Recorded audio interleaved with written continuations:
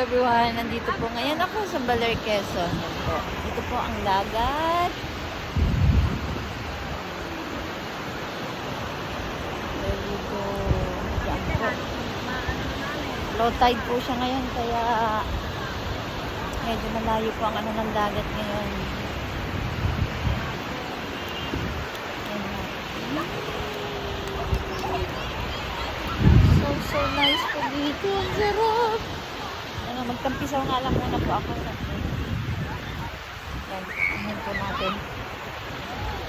Ay, hindi natin naanuhan yung sunset. Ay, saglit nga. Para hindi na ako ano ng aking paa. Yan. At tampisaw po tayo sa tubig.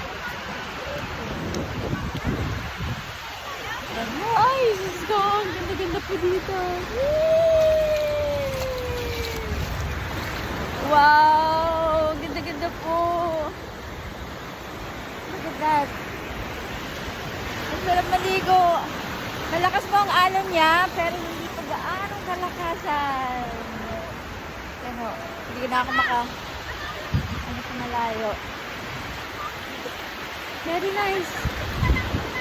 Ay! Ang sarap po ng buhay dito sa Baler, Aurora. Yan o.